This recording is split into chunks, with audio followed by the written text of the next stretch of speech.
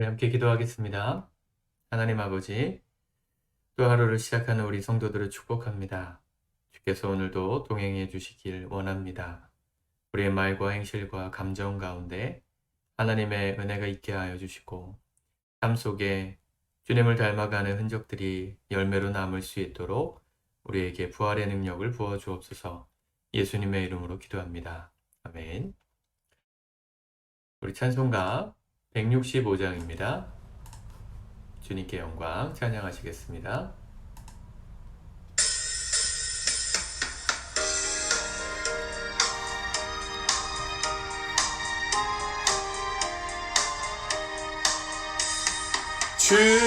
주님께 영광 다시 사신 주 사망 권세 모두 이기시었네. 흰 옷 입은 천사 돌을 옮겼고 누우셨던 곳은 비어 있었네.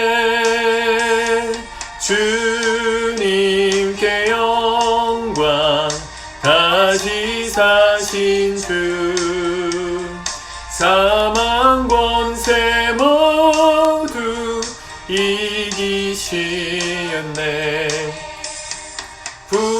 부활의 주님 나타나시사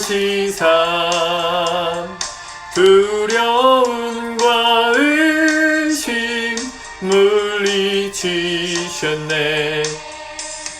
주의 교회 기뻐 찬송하여라.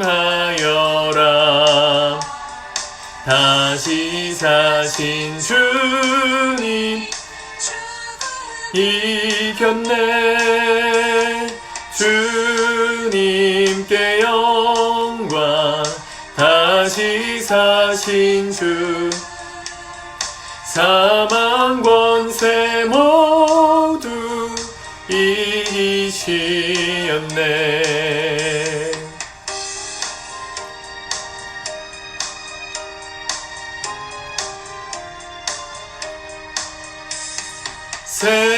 생명의 임금 영광의 주님 주님 없는 삶은 헛될 뿐이라. 주의 사랑으로 세상 이기고 요단 건너 보냐 가게 하소서. 주님께 영광 다시 사신 주 사망 권세 모두 이기시었네. 아멘. 우리 하나님의 말씀 여호수아 6장의 말씀을 같이 묵상하도록 하겠습니다. 여호수아 6장 1절에서 마지막 절까지 말씀입니다. 같이 읽습니다. 시작. 이스라엘 자손들로 말미암아 여리고는 굳게 닫혔고 출입하는 자가 없더라. 여호와께서 여호수아에게 이르시되 보라 내가 여리고와 그 왕과 용사들을 내 손에 넘겨주었으니 너희 모든 군사는 그 성을 둘러 성 주위를 매일 한 번씩 돌되 엿새 동안을 그리하라. 제사장 7은 7 양각 나팔을 잡고 언약궤 앞에서 나아갈 것이요 7째 날에는 그 성을 7번 돌며 그 제사장들은 나팔을 불 것이며 제사장들이 양각 나팔을 길게 불어 그 나팔 소리가 너희에게 들릴 때에는 백성은 다 큰 소리로 외쳐 부를 것이라. 그리하면 그 성벽이 무너져 내리리니 백성은 각기 앞으로 올라갈지니라 하시매 눈의 아들 여호수아가 제사장들을 불러 그들에게 이르되 너희는 언약궤를 메고 제사장 7은 양각 나팔 7을 잡고 여호와의 궤 앞에서 나아가라 하고 또 백성에게 이르되 나아가서 그 성을 돌되 무장한 자들이 여호와의 궤 앞에서 나아갈지니라 하니라. 여호수아가 백성에게 이르기를 마침에 제사장 7은 양각 나팔 7을 잡고 여호와 앞에서 나아가며 나팔을 불고 여호와의 언약궤는 그 뒤를 따르며 그 무장한 자들은 나팔 부는 제사장들 앞에서 행진하며 후군은 궤 뒤를 따르고 제사장들은 나팔을 불며 행진하더라.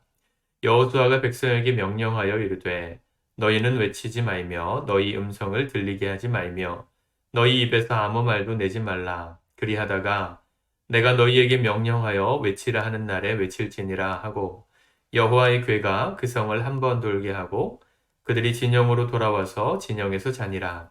또 여호수아가 아침에 일찍 일어나니 제사장들이 여호와의 궤를 메고 제사장 7은 양각 나팔 7을 잡고 여호와의 궤 앞에서 계속 행진하며 나팔을 불고 무장한 자들은 그 앞에 행진하며 후군은 여호와의 궤 뒤를 따르고 제사장들은 나팔을 불며 행진하니라. 그 둘째 날에도 그 성을 한 번 돌고 진영으로 돌아오니라. 엿새 동안을 이같이 행하니라.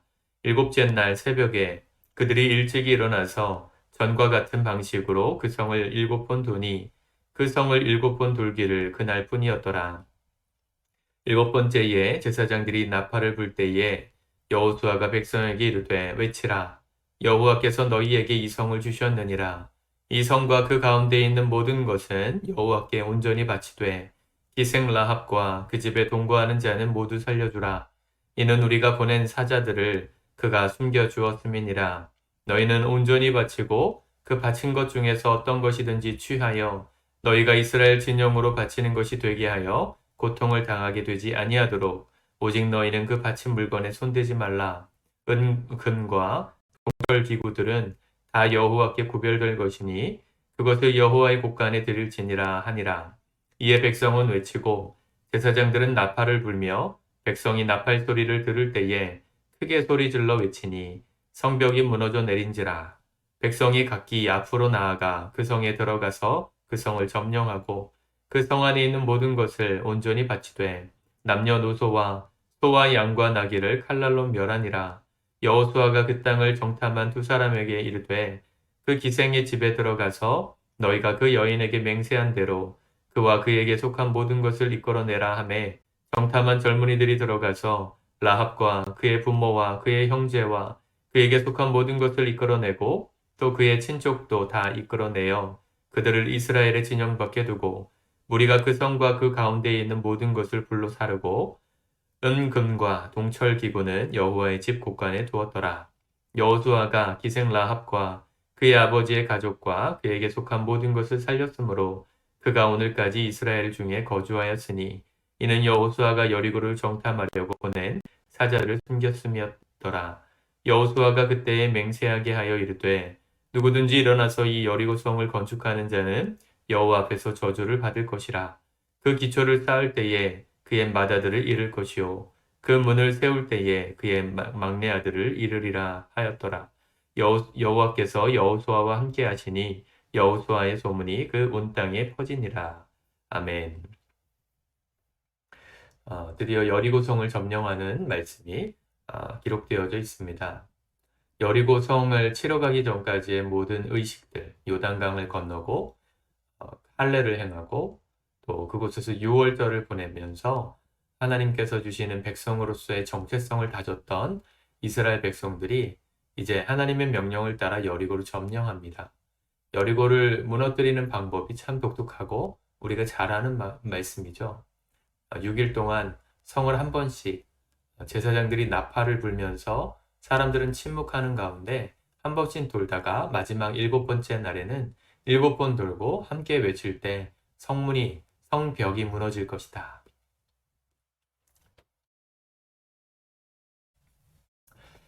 성벽이 무너질 것이다. 그렇게 이야기를 했습니다. 하나님께서 주신 명령을 따라서 이스라엘 백성들이 그와 같이 똑같이 순종함으로 행하죠. 어린이 예배 때 우리 이런 것들 시뮬레이션을 많이 해봤지 않습니까? 그렇죠. 침묵하지 않고 말하지 않고 성벽을 이렇게 여리고를 돌면서 외치라 그럴 때 외치는 이런 류의 게임들을 많이 있죠. 가라사대 게임 같은 것들이 그런 거잖아요.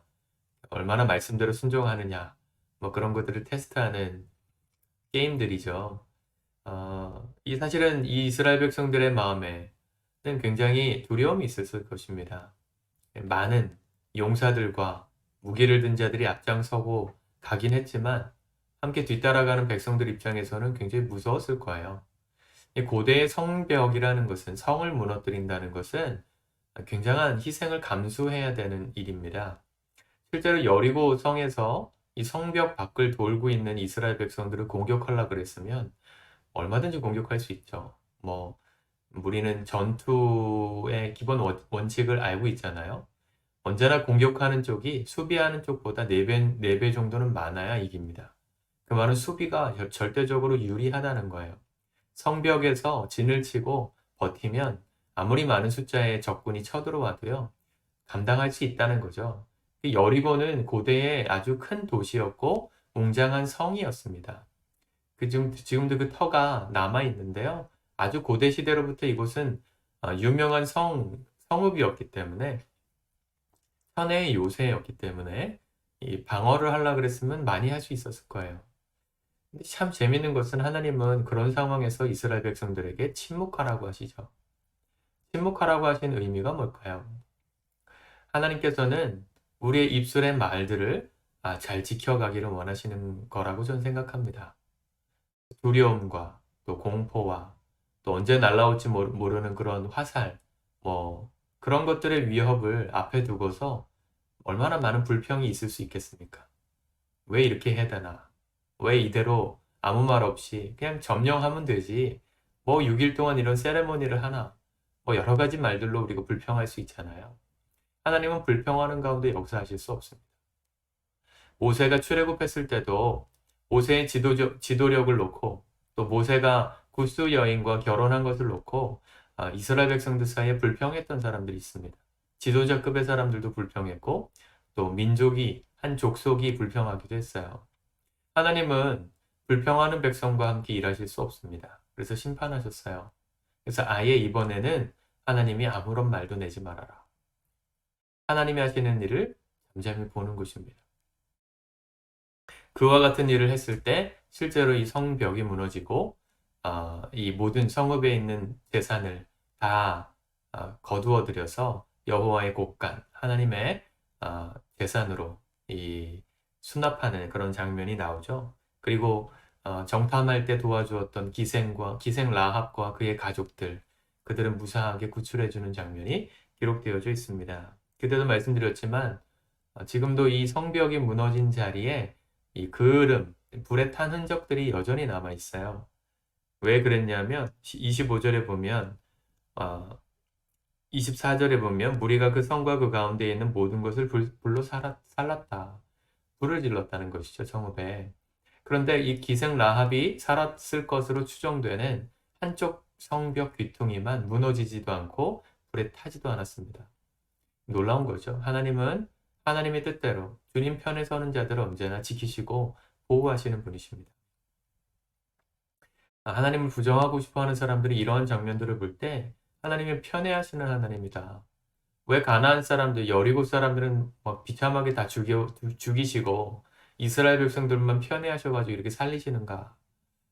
여러분, 고대 사회의 문화권을 우리가 다 알 수 없기 때문에 성경의 이야기만 가지고 그렇게 판단하시면 오해가 많이 생길 수밖에 없습니다.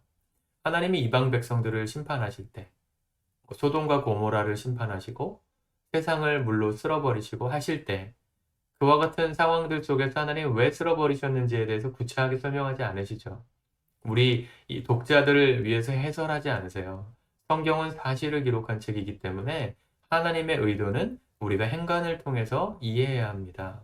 왜 이 가나안 열족속을 무찌르실 수밖에 없었나? 하나님께서 이 가나안 땅의 죄악을 보셨기 때문이다. 성경 우리 사무엘 상하, 열왕기 상하, 역대 상하 이런 말씀들을 보면 하나님께서 이방 민족들을 심판하시는 이유들로서 합당한 이유가 있다. 이런 말씀을 계속 하십니다. 하나님 그들을 미워하신 게 아니고요. 그들이 하나님 보실 때 악했기 때문에 심판하신 거예요. 정의로우신 하나님이시기 때문에 하나님은 심판하지 않으실 수 없습니다. 원래는 우리도 심판받아야 마땅한 사람들이죠. 그런데 하나님 안에서 그리스도의 백성된 사람들, 이스라엘 백성들도 사실은 우리에게 상징 같은 존재죠. 이스라엘 백성들을 하나님 앞에 얼마나 많이 범죄합니까? 하나님이 심판하시려 그러면 뭐 100번도 더 하셨겠죠? 근데 그들은 용서하세요. 때를 따라서 돌이킬 수 있는 기회를 주세요. 이유가 뭐예요? 하나님의 백성이니까. 하나님은요, 하나님 편에 선 자들의 편이십니다. 하나님을 의지하는 자들의 편이세요. 아무리 실수가 많고 허물이 많아도 하나님 나라 백성인 사람들에겐 기회가 있습니다. 우리가 누구의 편에 서서 살아가야 될지 오늘 고민하시고 현명한 판단하실 수 있기 바라고요. 오늘 말씀대로 우리 입술 가운데 불평을 제하고, 어제도 말씀드렸지만 왜 이렇게 해야 되나? 그쵸? 왜 할례를 굳이 여기서 행해야 되나?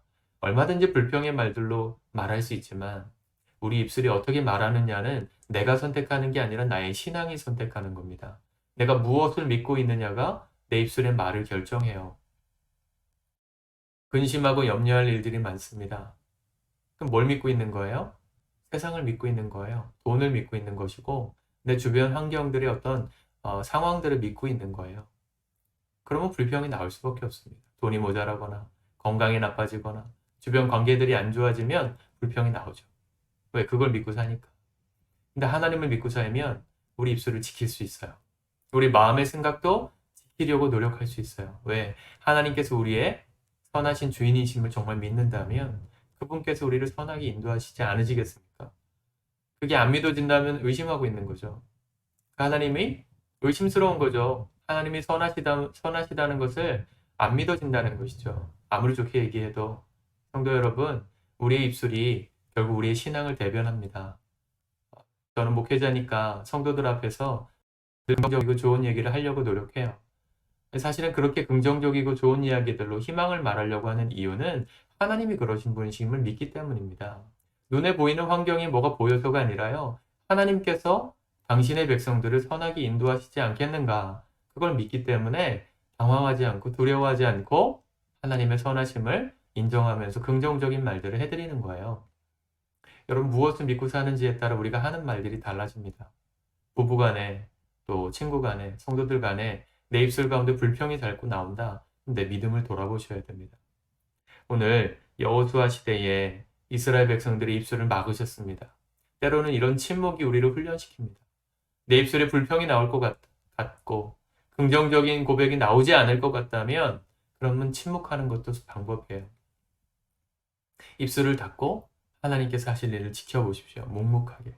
마음으로는 비록 의심스럽고 이게 정말 될까 싶은 상황이 있을지라도 입을 닫고 하나님의 선하심을 바라보고 지켜보시면, 그분이 명령하시는 대로 행하며 살아보시면 하나님의 그 선하심을, 능력을 경험하게 될 것입니다.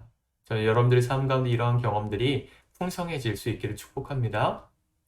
오늘 그 하나님과 더불어서 동행했던, 또 승리했던 여호수아의 소문이 온 땅에 퍼지게 되었습니다. 그 이유를 27절에 이렇게 말하죠.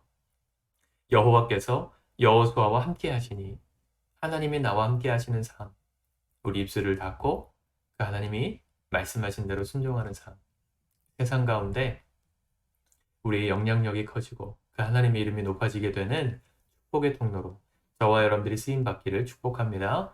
기도하겠습니다. 하나님 아버지, 주의 말씀을 붙듭니다.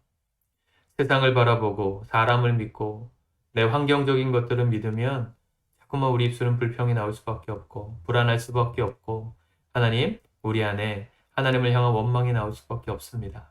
그 모든 것들 다 내려놓고 하나님의 살아계심을 믿을 수 있도록 우리의 믿음의 눈을 열어주소서. 주를 바라보게 하시고 내 마음에 의심이 가시지 않는다면 때로는 침묵하면서라도 하나님께서 하시는 일들을 묵묵히 바라보며 기다리며 경험하는 놀라운 하나님의 사람들로 우리가 다 설 수 있도록 도와주시옵소서. 주를 묵묵히 따라갈 때 우리가 하나님을 믿는 믿음이 커져가고 우리를 통해 주님의 영광이 세상 가운데, 우리를 통해 주변 민족 가운데, 우리 주변 사람들 가운데 놀랍게 확장되어져 갈 수 있도록 도와주시옵소서. 예수님의 이름으로 기도드립니다. 아멘.